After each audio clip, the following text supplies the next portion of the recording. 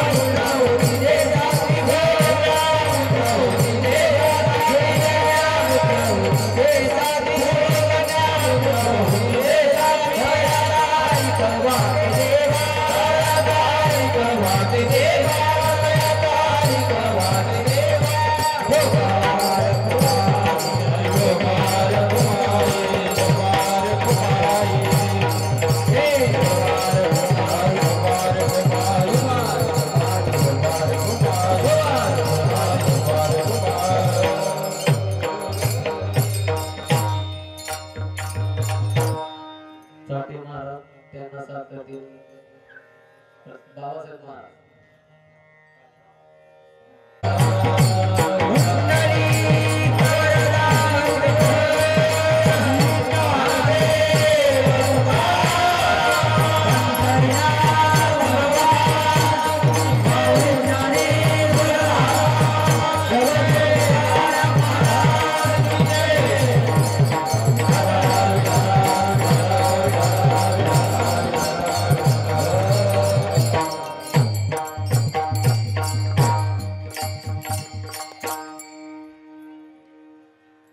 Apulia हिता जो से जागता धन्य माता पिता तयाचिया पुरी कन्या पुत्र होती जे सात्विक तयाचा हरिक वाटे देवा गीता भागवत करीती श्रवण गीता भागवत करीती श्रवण अखंड चिंतन विठोबाचे पुरी कन्या पुत्र होती जे सात्विक तयाचा हरिक वाटे देवा तुका म्हणे मज घडो त्यांची सेवा तुका म्हणे मज घडो त्यांची सेवा तरी माझ्या देवा पार नाही कुळी कन्या पुत्र होती जे सात्विक तयाचा हरिक वाट देवा विठ्ठल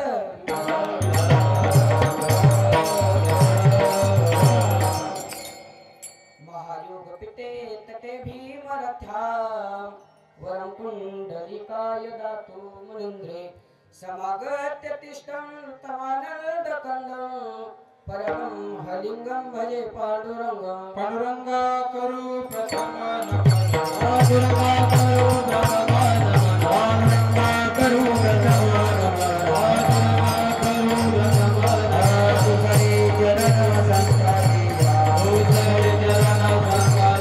करू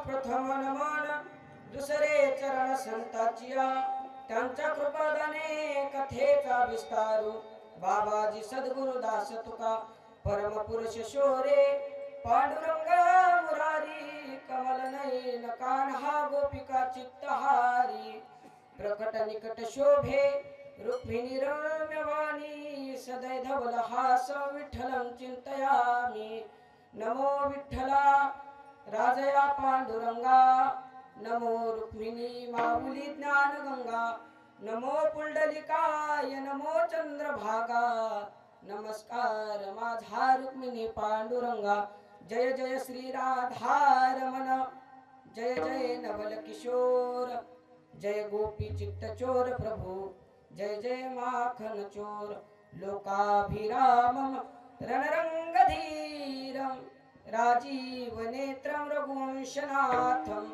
कारुण्य रूपम करुणाकरंतम श्रीरामधूतं शरणं प्रपद्ये विठ्ठल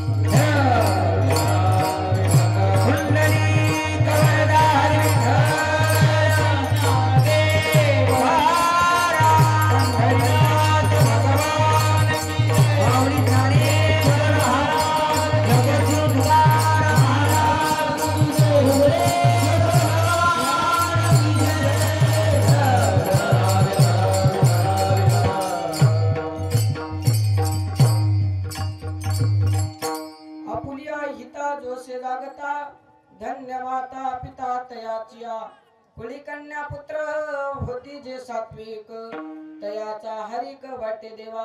प्रस्तुत प्राप्त प्रसंगी प्राप्त समयी प्राप्त स्थळी कीर्तन रूपी सेवे करता निवडलेला अभंग देहूचे सुप्रसिद्ध साधू जगद्गुरु तुकोबाराय यांचा 4 चरणाचा व बहुतेकांच्या परिचयाचा उत्कृष्ट असा अभंग आज मी कीर्तन रूपी सेवे करता निवडलेला आहे. विठ्ठल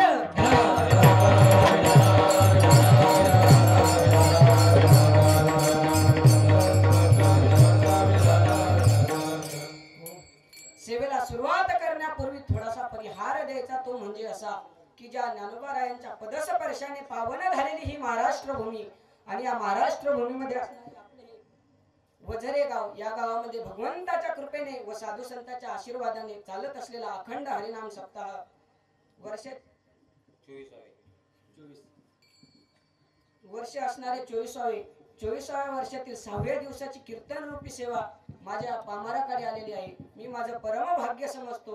तसेच माझ्या कीर्तनाला उपस्थित असणारे गायनाचार्य, आपल्या गावचं वैभव, आपल्या गावचे असणारे नारायण महाराज असतील, महेश महाराज असतील, तसेच आमच्या सोबत गायनाची साथ देण्याकरता आलेले आहेत आमचे असणारे बाबासाहेब महाराज नागरे.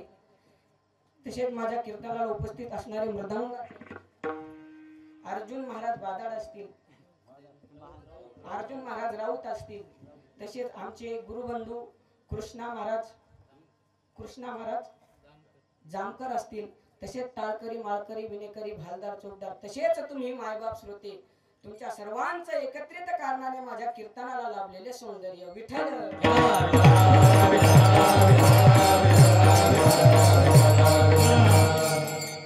अभंगाचा सरळ अर्थ पाहिला तर महाराज म्हणतात, आपुले हिताच्या ठिकाणी जो कोणीही जागा आहे अशा व्यक्तीला धन्यता न देता त्याच्या माता पिताला धन्यता देतात. धन्य माता पिता तयाचिया.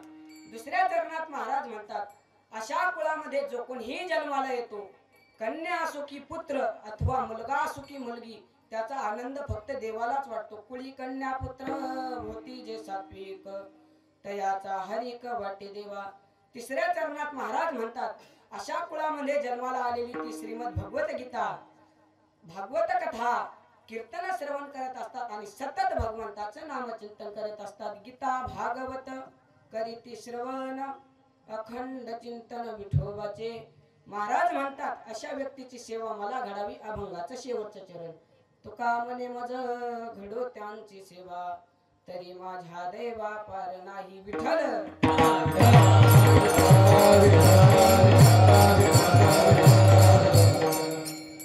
असा या अभंगाचा भावार्थ तुमच्या समोर मांडण्याचा प्रयत्न केला. अभंगाचा अर्थ हाच असेल असा माझा आग्रह नाही. जसे पक्षी आपापल्या क्षमतेनुसार आकाशामध्ये भरारी घेतात ना, तसंच मी माझ्या बुद्धीच्या क्षमतेनुसार तुमच्या समोर मांडण्याचा प्रयत्न केला. विठ्ठल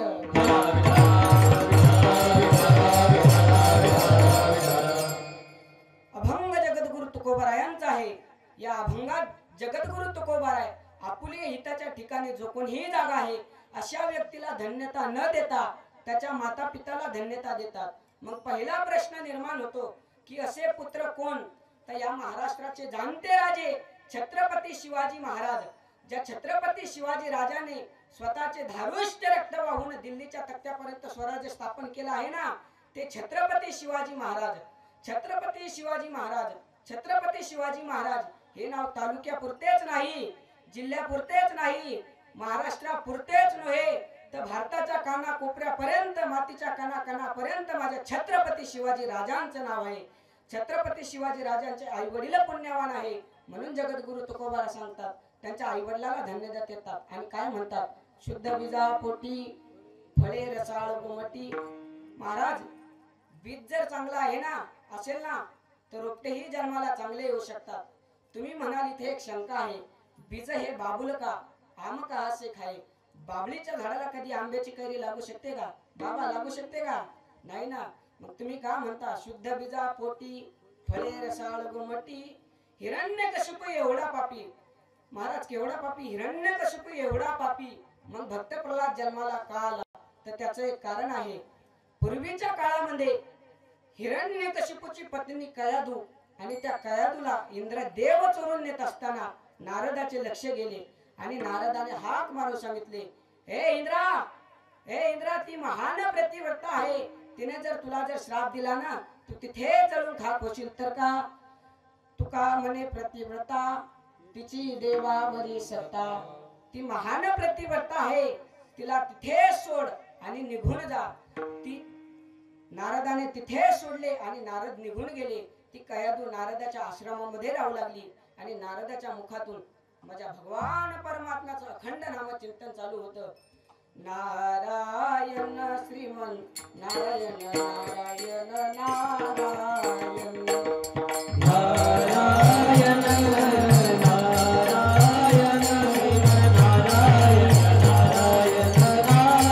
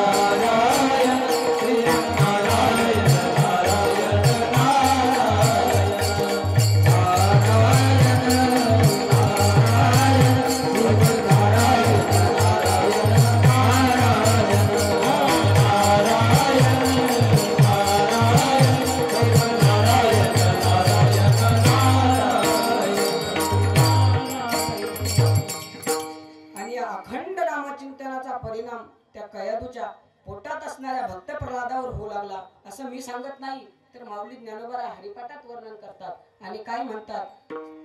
सत्वर उच्चार प्रल्हादी बिंबला उद्धवाला धला कृष्ण दाता उद्धवाला धला कृष्ण दाता उद्धवाला धला कृष्ण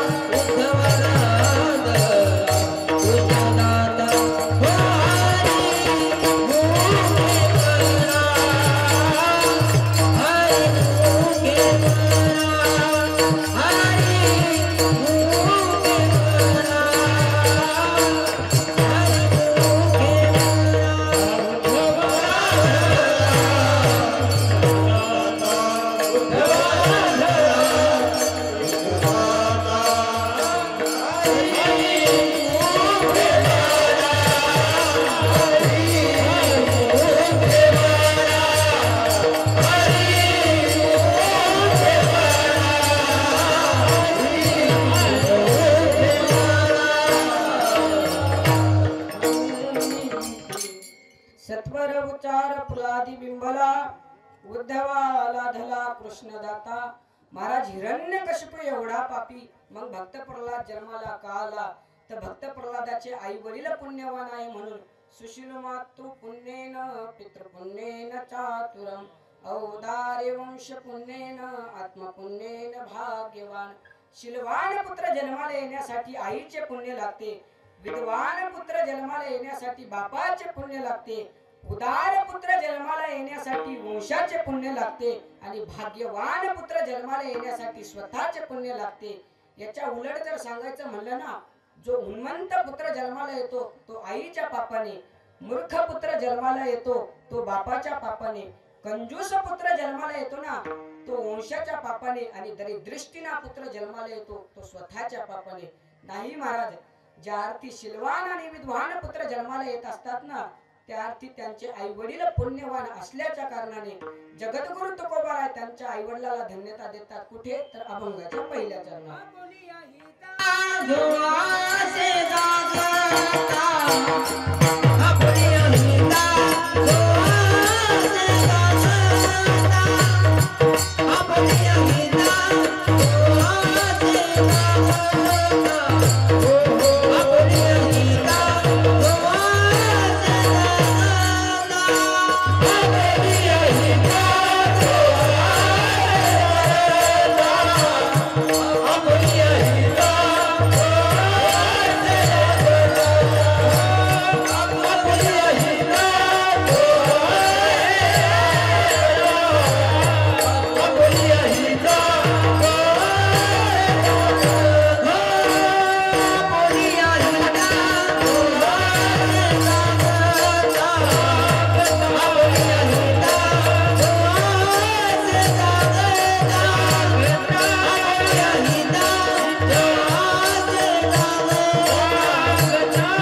आपली अहिता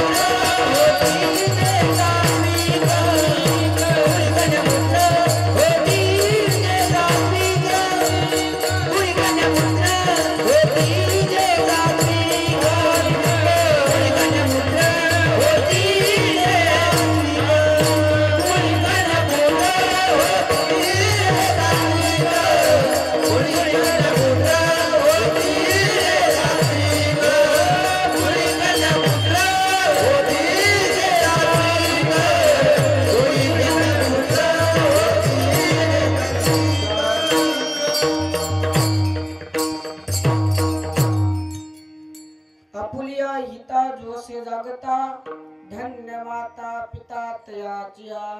धन्य माता आणि नंतर पिता असं का? पहिला क्रमांक आईला आणि दुसरा क्रमांक पित्याला असं का? तर संतांचं वाङ्मय हे शास्त्रानुसार आहे.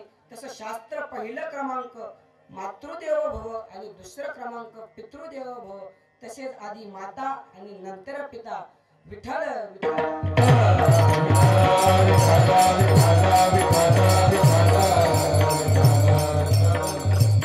दुसरे कारण आहे आपल्या घरामध्ये जर बाळ जन्माला आलं ना त्याच्यावर काही महत्वाचे संस्कार घडवण्याचं काम ते पहिले आईचे असते.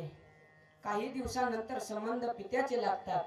तिसरे एक कारण आहे आई घराचं मांगल्य आहे तर बाप घराचं अस्तित्व आहे. छोट्या छोट्या संकटासाठी आई असते आणि मोठ्या मोठ्या संकटासाठी बाप असतो. समजा आपण शाळेत जाताना किंवा शाळेतून येताना आपल्या पायाला जर ठेस लागली ना तर आपल्या तोंडातून सहज शब्द बाहेर पडतो आई ग. हे तर जाऊ द्या महाराज. आपण एखादा हायवे ओलांडत असलो आपल्या अंगावर जर ट्रक आला ना तर आपल्या तोंडातून सहज शब्द बाहेर पडतो बाप रे. म्हणून धन्य माता पिता तयाचिया. प्रत्येक मनुष्याच्या जीवनामध्ये आई वडील हेच दैवत आहे. पण या कलियुगामध्ये आई वडिलांना मानतात तरी कोण? स्वामी तिन्ही जगाचा आई बिना भिकारी. आई वाचून पोर वेगळी नाती तुटली फार. मावळला धार आईचा मावळला धार. अहो अर्ध्या रात्री उठणारी कोण तर ती आपली आईच असते. आपल्याला जेवायला वाढणारी कोण तर ती आपली आईच असते. पप्प्या जेवायला बसणार आणि 2 घास खाणार आणि आपल्या आईला विचारणार आई कोणी केली ग ही भाजी. त्यावेळेस आई काहीच बोलत नाही. काही बोलावं तर पप्प्या ताटावून उठून जाईल. एवढं मोठं घोर पाप कोठे नाही. त्यावेळेस पप्पी आपल्या आईला पुन्हा एकदा विचारतो, आई कोणी केली का ही भाजी? त्यावेळेस आईच्या तोंडातून सहज शब्द बाहेर पडतो, ही भाजी मी नाही केली, ही भाजी तुझ्या बायकोने केली. तो म्हणतो, नवीन आहे ना, मसाल्याचा अंदाज नसेल, वाढ वाढ वाढ. आपलीच गाडी, आपलीच माडी, आपल्या बायकोची गोलगोल साडी, हातात बिडी, ओढतो नंबर 1 गाडी, त्याची बायको जाडी, आई मात्र हडकोळी. तर का आई रे बैमान दुनिया, आई रे आई रे बेमान दुनिया, आई रे बेमान दुनिया, आई रे बेमान दुनिया, बेमान दुनिया. माता पिता को कोई नहीं माने, औरत को बहुमान, औरत को बहुमान. आई रे बेमान दुनिया, आई रे बेमान दुनिया, आई रे बेमान दुनिया, बेमान दुनिया. साधु संत को कोई नहीं माने, कोई नहीं माने, साधु संत को कोई नहीं माने, साधु संत को कोई नहीं माने. हिजड़ा को बहुमान, हिजड़ा को बहुमान. आई रे बेमान दुनिया, आई रे बेमान दुनिया, आई रे बेमान दुनिया, आई रे बेमान दुनिया, आई रे बेमान दुनिया,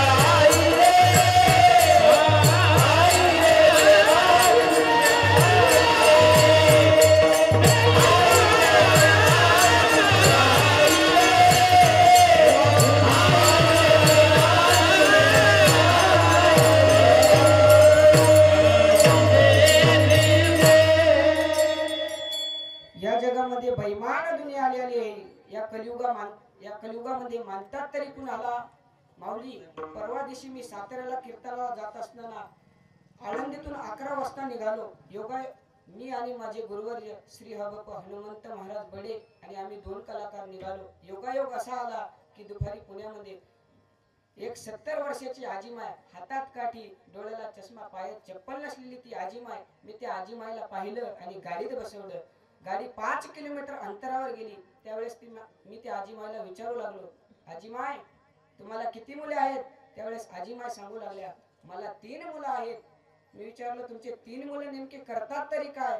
त्यावेळेस आजीमाय सांगू लागल्या, माझा पहिला मुलगा शिक्षक आहे, दुसरा मुलगा इंजिनियर आहे. मी विचारलं, तुमचा तिसरा मुलगा? त्यावेळेस आजीमाय सांगू लागल्या, त्याचं तू तर विचारूच नको. मी विचारलं, काही दारू पितो? नाही रे बाबा. जुगार खेळतो? नाही रे बाबा. काही व्यसन करतो? नाही रे बाबा. मग मी विचारलं, तुमचा तिसरा मुलगा नेमकं करतो तरी काय?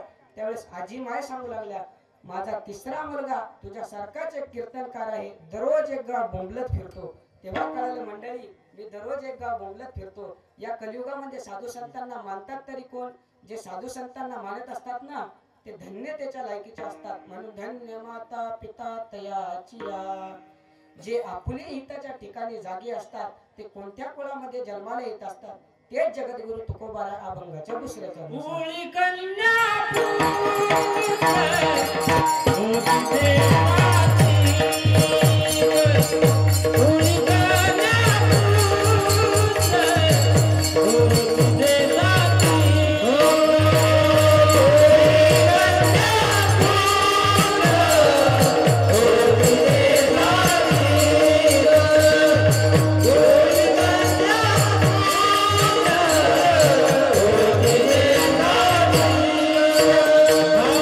Oh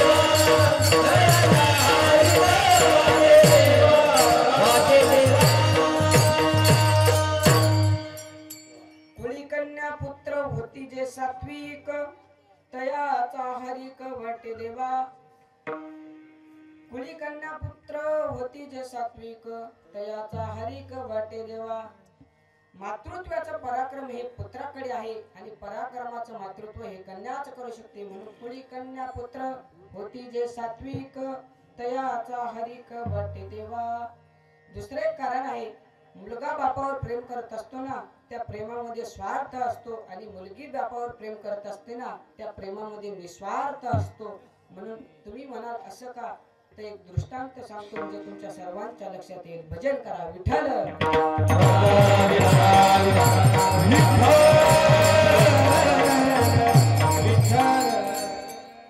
कल्पना करा 14 वर्षाची मुलगी जर शाळेतून घरी आली ना तर पहिली चौकशी आपल्या आईशी करते आई बाबा जेवले का ग त्यावेळेस आई म्हणते नाही पोरी आज तुझ्या बाबाने सकाळपासून चहा सुद्धा घेतला नाही नाश्ता सुद्धा केला नाही तसेच आपल्या घरात बसून आहेत त्यावेळेस आई म्हणते पोरी तू जेवून घे मुलगी खूप गोड उत्तर देते दादा मुलगी म्हणते नाही आई आज माझा जन्मदाता बाप उपाशी आहे आज मी नाही जेवणार मुलगी दिवसभर उपाशी राहते संध्याकाळ होते आणि मुलगी आपल्या बाबाकडे येते बाबा 2 घास तरी खाऊन घ्या ना बाप जेवत नसतो महाराज मुलगी मुळू मुळू रडते संध्याकाळचे 11 वाजतात मुलगी आपल्या बापाच्या खोलीमध्ये परत जाते बापाच्या तोंडावर पांघरून काढते बाप डोळे उघडून बघतो तर काय त्याला त्याची मुलगी समोर दिसते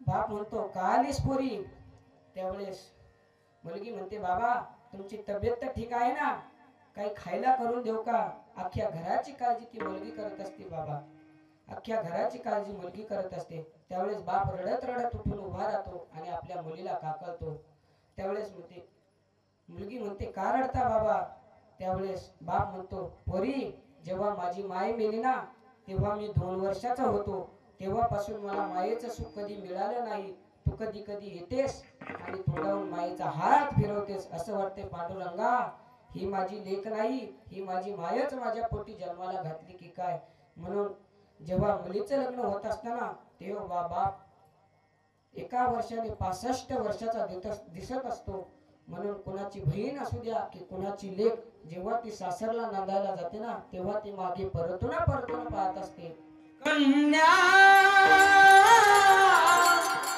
सासुरा सीता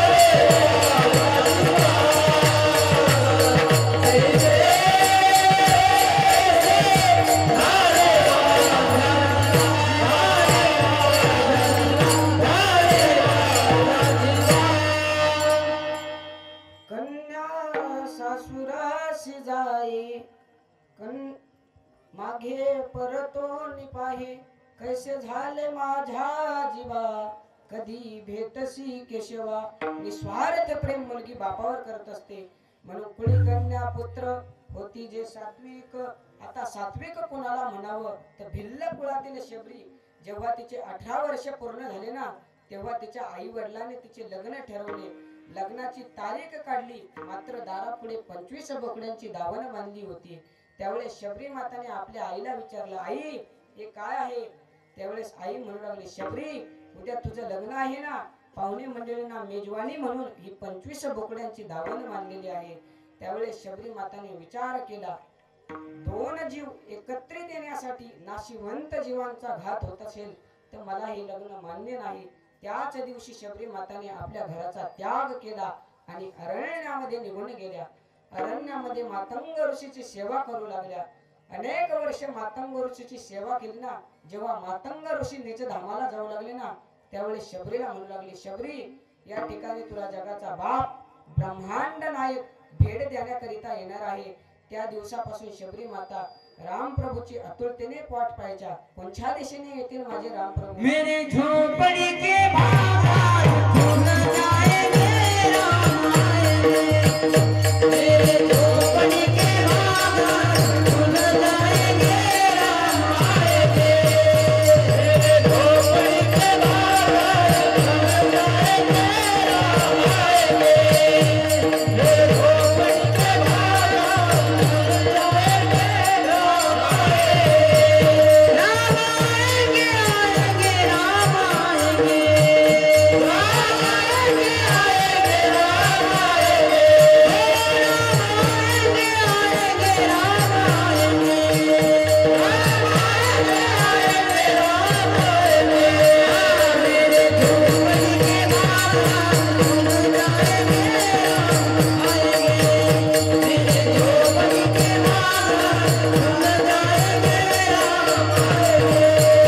मेरे झोपड़ी के बाहर फूल जाएंगे राम आएंगे.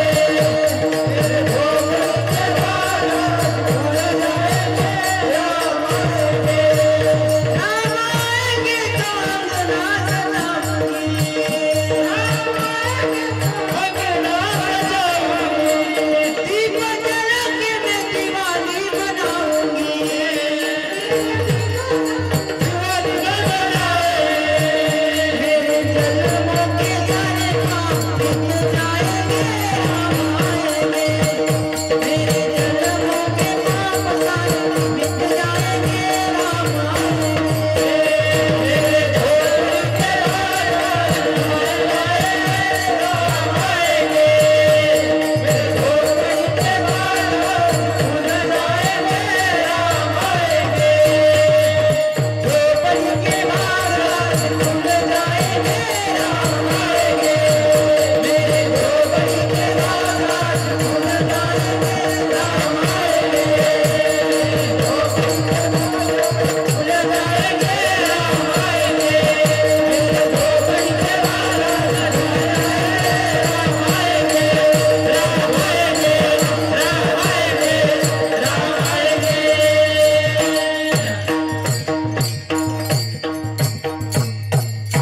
शबरी माता एवढ्यावरच थांबल्या नाही. शबरी माता म्हणू लागल्या, तुम्ही कोणत्याही रूपात या, परशुरामाच्या रूपात या, पण या कभी राम बन. कभी राम बन के कभी श्याम बन के चले आना प्रभु जी चले आना. कभी राम बन के कभी श्याम बन के चले आना प्रभु जी चले आना. कभी राम बन के कभी श्याम बन के चले आना प्रभु जी चले आना.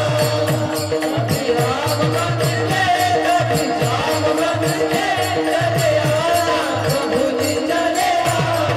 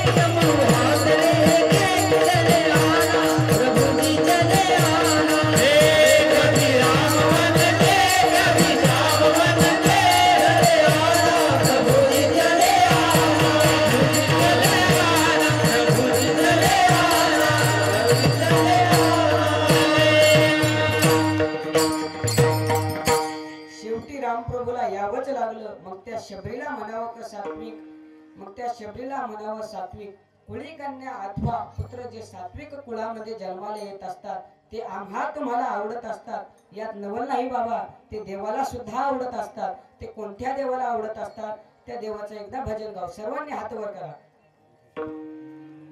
सर्वांनी हात वर करा. विठोबा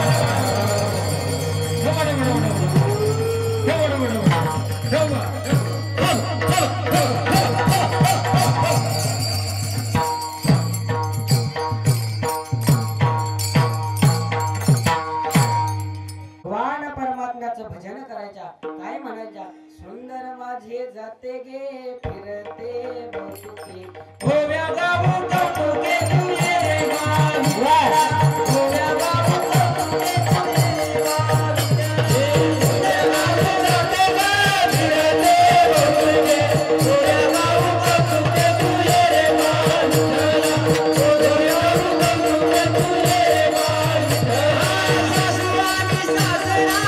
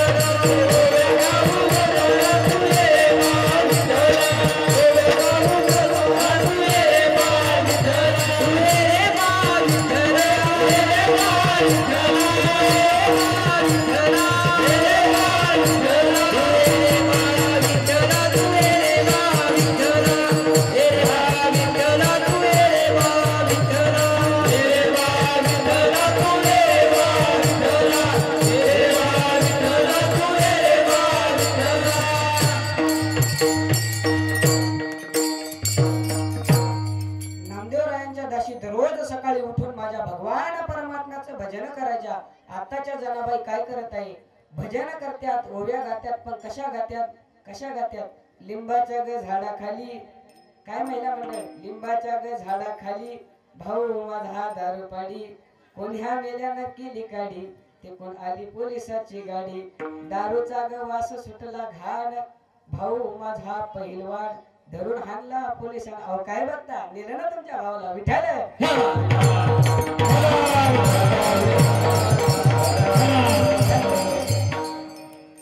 कुळी कन्या अथवा पुत्र जे सात्विक कुळामध्ये जन्माला येत असतात ना, त्याचा देवाला हर्ष वाटत असतो. ते कोण, त्याचा देवाला हर्ष वाटत असतो.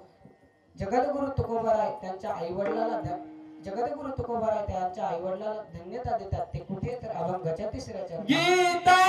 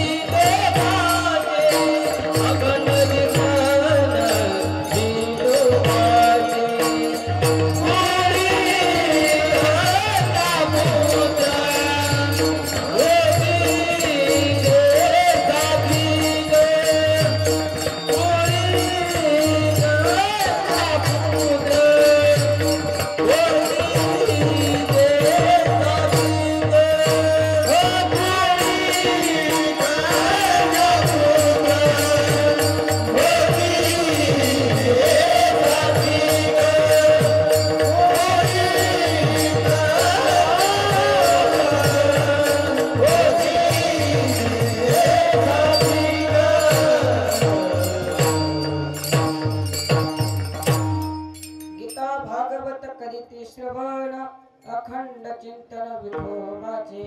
गीता आणि भागवत या दोनच ग्रंथांचा उल्लेख असं का 18 पुराण 6 शास्त्र 4 वेद एवढी प्रॉपर्टी असून सुद्धा या दोनच ग्रंथांचा उल्लेख असं का महाराज ज्याचा ज्याचा जन्म झाला आहे ना त्याला एक दिवस मरावं लागणार आहे आणि ज्याला मरावं लागणार आहे ना त्याला मरेपर्यंत जगावं लागणार आहे. म्हणून 9 भी मर गए 10 भी मर गए शास्त्र 88 33 कोटी मर गए पड़ गए कल की फांसी. आजा मेला पंजा मेला बाबा मसला मेला. आजा मेला पंजा मेला बाबा मसला मेला.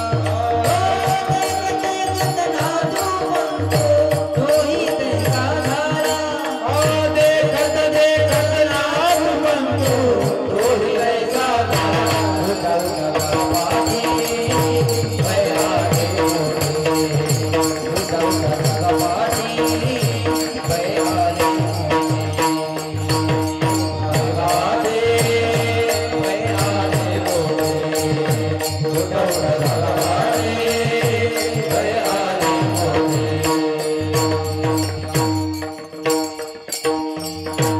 महाराज ज्या ब्रह्मदेवाने सृष्टी निर्माण केली ना त्या ब्रह्मदेवाला सुद्धा मरण चुकलेलं नाही. मग त्या ब्रह्मदेवाचं आयुष्य किती आहे हो? ब्रह्मदेवाचं आयुष्य हे 2000 परार्थ वर्ष आहे.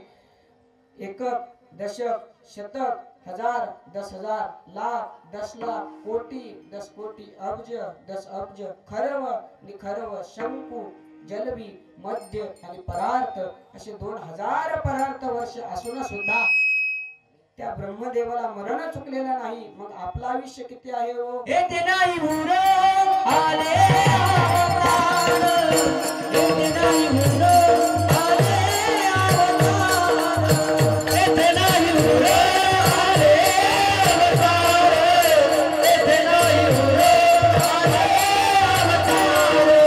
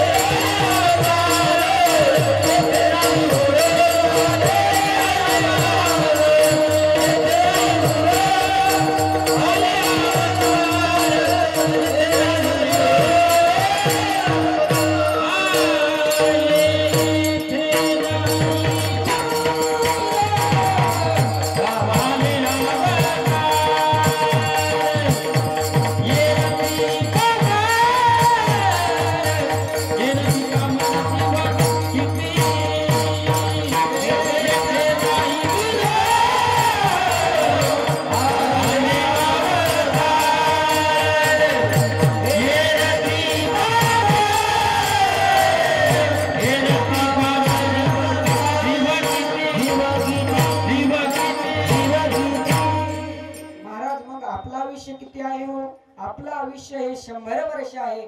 जसे 100 वर्ष आहे जसे नदीला 2 किनारे असतात ना पहिला किनारा सुखाचा आणि दुसरा किनारा दुखाचा तसेच मनुष्याच्या जीवनामध्ये एक दिवस सुख येणार आहे आणि एक दिवस दुःख येणार आहे. मनुष्याच्या जीवनामध्ये काही आल्या नावाचे प्रसंग येत असतात ते प्रसंग सांगून येत नाही. म्हणून जसं मनुष्याचं जीवन चाललं आहे ना त्याच्यात गीता आणि भागवत हे 2 ग्रंथ श्रवण करून चालत नाही. मग काय केलं पाहिजे? अखंड चिंतन विठोबाचे. महाराज मला काही साधक मंडळीने विचारलं गीता आणि भागवत या 2 ग्रंथांचं श्रवण करून आणि भगवान परमात्म्याचं अखंड नामचिंतन करून आम्हाला काय फायदा होईल? मी तुमच्या सर्वांना एक दृष्टांत सांगतो म्हणजे तुमच्या सर्वांच्या लक्षात येईल. भजन करा विठ्ठल.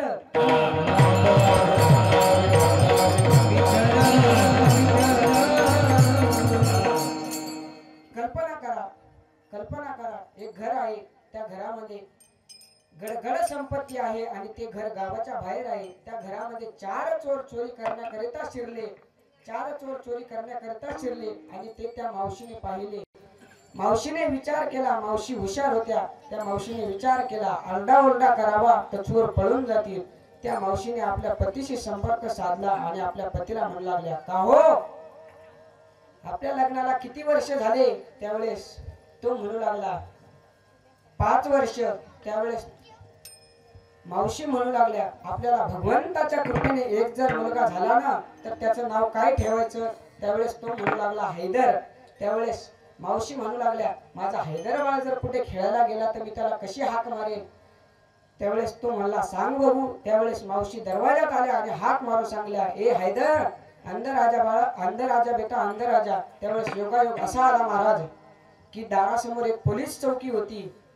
त्या पोलीस चौकीमधला पोलिसाचे नाव हैदर होते. तो हैदर नावाचा पोलीस धावतच मावशीकडे आला आणि मावशीला म्हणू लागला, का हो मावशी, संध्याकाळचे 2 वाजले, तुम्ही मला या ठिकाणी कशाकरिता बोललेले आहे? त्यावेळेस मावशी म्हणू लागल्या, दादा, माझ्या घरामध्ये 4 चोर चोरी करण्याकरिता शिरले. त्यावेळेस 4 चोर चोरी करण्याकरिता शिरले, तुम्ही त्यांना तुमच्या ताब्यात घ्या. त्यावेळेस त्या हैदर नावाच्या पोलिसांनी एक शिट्टी वाजवतात तिकडून 10 पोलीस धावत आले आणि त्या 4 चोरांना अटक केलं. दृष्टांत संपला, सिद्धांत ऐकला. सिद्धांत ऐका, त्या मावशीने हैदर नावाचा आधार घेऊन त्या चोरांच्या तावडीतून सुटू शकतात. मग आपण भगवान परमात्म्याचं अखंड नामचिंतन करून या कलिकाळाच्या तावडीतून का सुटू शकत नाही? का सुटू शकत नाही दादा? हेच तुम्ही सर्व जर ऐकलं ना तर एकनाथ महाराज काय म्हणतात,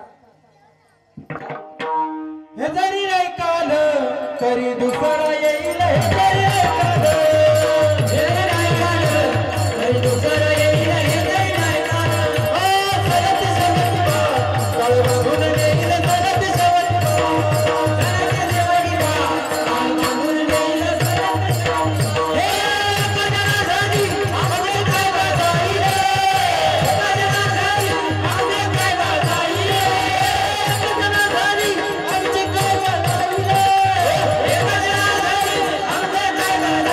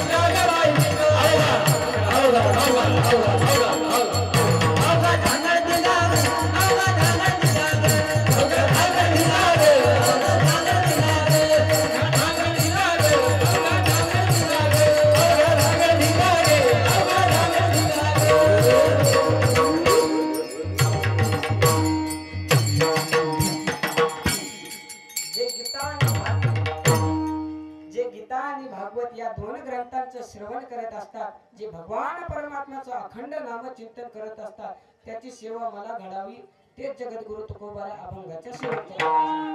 तुका म्हणे मज घडत्या,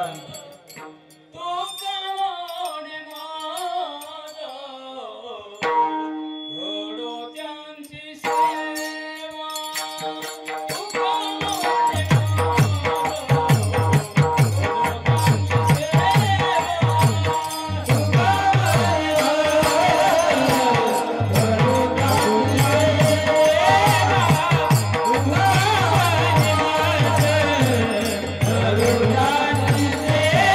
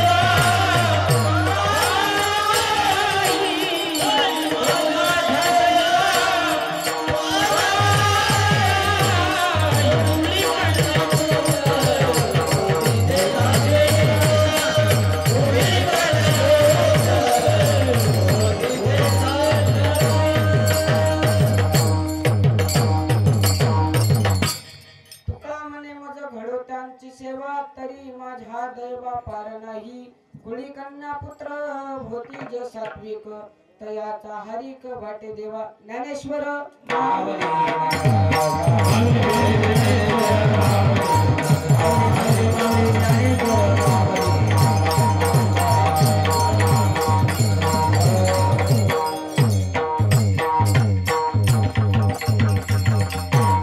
आपुलिया हिता जोसे जगता धन्य माता पिता तयाचिया कुळी कन्या पुत्र होती जे सात्विक तयाचा हरिक वाटे देवा गीता भागवत करीती श्रवण गीता भागवत करीती श्रवण अखंड चिंतन विठोबाचे कुळी कन्या पुत्र होती जे सात्विक तयाचा हरिक वाटे देवा तुका म्हणे मज घडो त्यांची सेवा तुका म्हणे मज घडो त्यांची सेवा तरी माझ्या दैवा पार नाही कुळी कन्या पुत्र होती जे सात्विक तयाचा हरिक वाटे देवा यथामती यथावकाश संकटपील वेळेत या अभंगाचा भावार्थ तुमच्या समोर मांडण्याचा प्रयत्न केला अभंगाचा अर्थ हाच असेल असा माझा आग्रह नाही जसे पक्षी आपापल्या क्षमतेनुसार आकाशामध्ये भरारी घेतात ना तसंच मी माझ्या बुद्धीच्या क्षमतेनुसार तुमच्या समोर मांडण्याचा प्रयत्न केला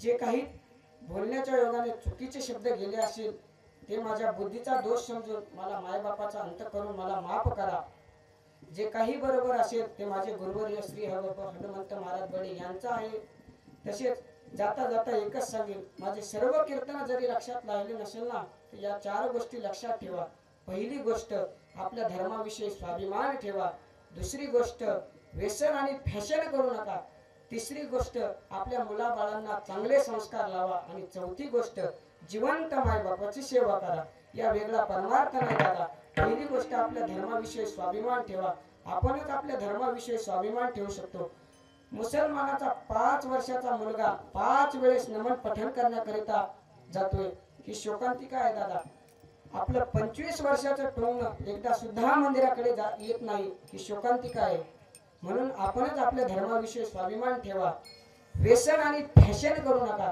या व्यसनाहारी भरपूर संसार गेलेले आहेत एखाद्याचा गोड प्रपंच चालावा आणि त्यामध्ये दारू सारखं व्यसन यावं त्या घराची अवस्था बिघडायला काहीच वेळ लागत नाही तिसरी गोष्ट आपल्या मुलाबाळांना चांगले संस्कार लावा ज्यांनी आपल्या मुलासाठी निष्ठी इस्टेटच कमवून ठेवली असेल ना त्या इस्टेटीला शून्य किंमत आहे त्यांना म्हातारपणी हेच म्हणावं लागणार आहे मी तुझ्यासाठी जीवन जाळले रे बाळा तुने नाही पाणी पाजले मेल्यावरती रडतो कशाला उगीच ताण नको देऊ कशाला